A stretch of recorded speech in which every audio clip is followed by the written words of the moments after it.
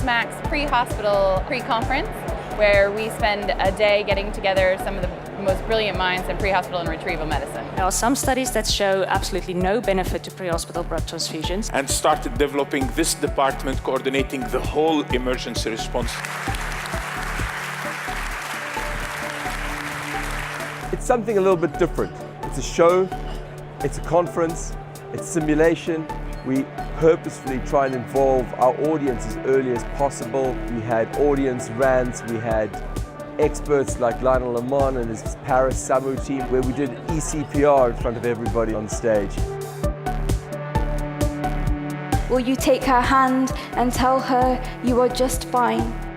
Neurosurgery is all, it's not rocket science, they say. It is pretty easy.